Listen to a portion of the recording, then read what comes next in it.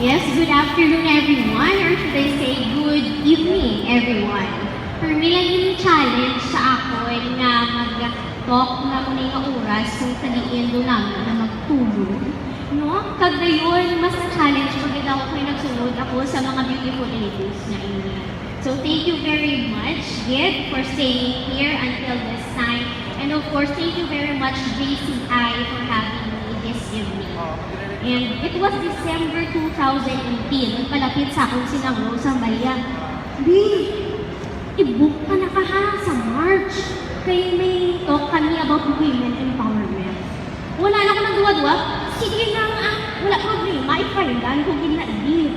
So, ari ako di subo sa inyo, and I know that this event is for the women, but allow me to address my message to everyone, both men and women, because I believe that for us to appreciate the real value of women empowerment, the first thing that we should do is to take the barrier and bridge the gap between women and men. I grew up together with my two elder sisters. Both my parents are teachers. So kung anong ginahimo sa akon na father, amo man ginahimo sa akon nga mother. Mas nila sila matuon, sila matudlok, sila pag-abot sa balay, tuduan nila kami sa among assignment. Amo man ginaobra ni nanay, amo man ginaobra ni tatay. Every weekend, mahampang kami, mahampang man si nanay po sa amon. Manglaba siya, manglaba man si tatay, maluto si nanay, maluto man si tatay.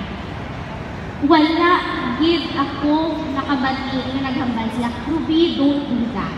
That's for the boys. Ruby, don't play such games. That's for the boys. Ruby, don't wear those clothes. Those are for the boys.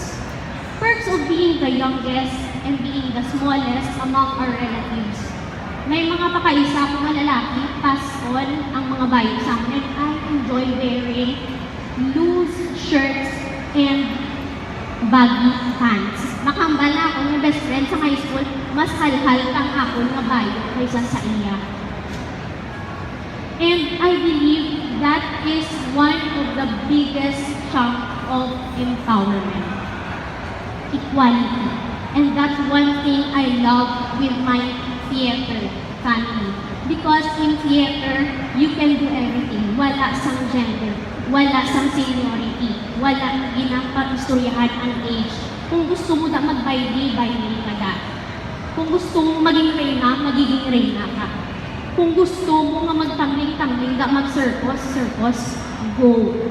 Paghambal na, ma-perform, makikatulogin nyo ang stage, hindi lang ang babae ang nagapanilo. Maghambal, i-prepare nyo ang stage, hindi lang mga lalaki ang nagapangbitbit sa props. And mind you, I'm really, really happy kaya nga mga makeup artists are great men. Kag ang mga naging part sa among mga props, designers, kag mga nagapamanday are great women. Equality is a main chunk of empowerment. But then the question is, what is empowerment? Basically, empowerment is having the one. Yes, ikaw na na. One, it's having an outlet that could nurture your skills, your abilities, your talents, your personality, and at the same time, encourage other people to dream with you. It is enjoying your life and imparting a piece of yourself to the lives of other people. Last year, we had a reunion in high school. May isa ka estudyante nagpalapit sa akin na hindi tagid ka malipatan. It was during our first year na nag-perform ka sa tubang namin during our psychosocial event. Nag-perform ka sa may isa ka piso. May isa ka piso! May isa ka piso!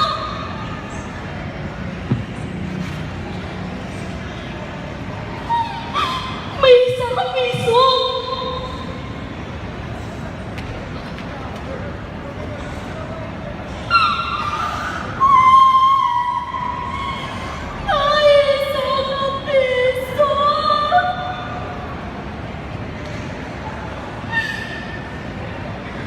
subong ang babae nga to graduate nila sa college.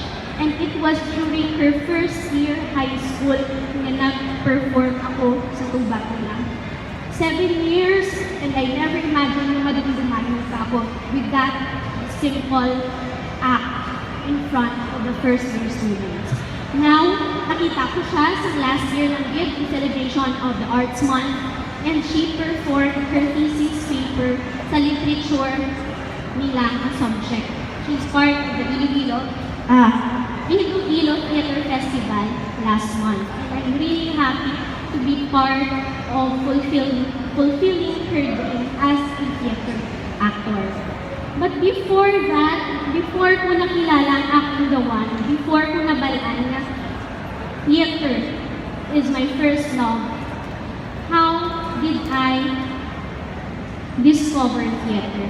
How did I empower myself and discover that theater have played a great role in my life?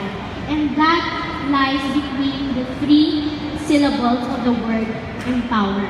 The secret number 1 is to embrace your weaknesses. Nahambal na kanina ni Ma'am Donita. Never gid naging issue sa balay ang gender roles. Ang kanina, you can do that, you can do this. Pero may isa gid ako na issue sa amon sa balay. That is my health. May kilala ang mga tao, tsuraya o sikunon. Ako, gorgeous, pero literal na sikunon. Para mas nami ang sikunon, let's call it allergic rhinitis. Give me 2 to 3 days, 1 week, at hindi na siya mabulong, it will fall to asthma attack. Pag sa inyo, dahil kabalo kung anong ginatawag asthma, tanan mo nga obra, bantayan mo pa rin ka magkatuon. Ruby, hindi ka maghampang gula, tama na ay buhon ka karon. Sulod sa balay. Ruby, tama na ba? Igat mga magulang mo, hanggang na sila mampang na sila football, baseball, ikaw sulod mainit. Masakit ka karon. Ruby, mabaida si tatay mo, mangtala, da siya simento, ikaw sulod, ikay mayabok. Mga chika, sikunon ka karon, mahapon ka naman. Diretso naman ka sa doktor. But God did not stop me. It doesn't mean nga kung sa eskwelahan, usually, di ba, may sports, wala din ko sa ginatawag the sport that I could say na ako, hindi nga nag-excel ako. Pero pagdating sa litmus, no. Give it to me, girl. Because nabalaan kong akong weakness, wala na ako ng problema mag-join sa mga sports fest. Sabi ko, ay sige. Kaya ang ako niya sister, nagsulod siya sa rondalya, anak ko. Nagkural siyang anak ko. Kaso, pangkural, di ka akong tingin, hindi pwede pang solo artist. Sige na lang, gani. May audition. Hanggang folk dance. Ay, best in PP. Sige yan. Nag-audition ako, pero pag butang number 1, height requirement. Thank you very much. Dancing, may height requirement. Bunga, sige na lang. Hindi dito pwede. Nagsulog ko grade 5. It was during my grade 5. Well, may production kita, Adam and Eve. Ay, perfect. No? Kaso, ang opening na role is for the serpent. Kaya hambal ko, ma'am, ano ang costume sang serpent? Mat tights and records. Kasi syempre, youngest ka, all girls, conservative family, ay, kuya yung mag-tights and letters. Ma'am, mag-volunteer ako. Balaan ko, may community scene. May arabig ko, mabalak para din sa ako mga role. Amo na ang baby. Perks of being cute and being small, I took the role. And that's the beginning of my theater journey when I was grade 5. Number 2, it is very important to politely ask for help. Nabalaan mo na yung weakness. That's why nag-venture ka, hambal mo, hindi, weak ko da, sige, pangitaon, kundi ako ng strength. Nakita ko na ang strength ko ara sa acting, ara sa theater. Pero, pinanglan natin hapon ang bullying sa support group, especially kay Lord. When I started working, no, I need a work-life balance. Kinanglan ko maging healthy, nag-change akong lifestyle, pero wala na akong time sa theater. Tanan kami ng mga members ng theater, busy naman sa among mga work. So, kabuday mag-pull off sa production. And then, God talked to me. Through my sister, nag-chat na sa akin, Ruby, may ala na crash course for film. Pa-enroll ka. Every Saturday and Sunday lang. So, I enrolled that crash course for 12 consecutive Saturdays and Sundays. Nagpa-enroll ako and I learned film. And luckily, nakagraduate. A month after, may nag-abot naman. Another workshop, acting workshop for film. Ay, perfect. Ang movie ng akong forte. So, nag-enroll man ko. On the second day, nagpalapit, palakat na ako sa balay, napalakat ako sa eskwelahan. Kabali nanay, sa ako, palapit nanay, may sugod ako sa inyo. Nanay, nanay, ako sapat ka. Dali lang yun na. Di ba, dream mo gid kang una ang mag-artista, gusto mo gid na mag-eskwela ka theater arts ka pa Manila agad. Pero subong, hindi mo na kinanglan magpa-Manila kay sila mismo ang teacher mo mismo from Manila nagkadto sa iyo para magtudlo sa imong acting. God is so great, you have to wait. And if you offer your life to Him, He'll make things fall in line for you. And third, hindi lang natin pag-isali sa iya tanan-tanan, we have to work for it. Yes. Work as in E. Nag-English 1 ako pagsunod ko sa college, pero balaan ko, 110% ang aking knowledge.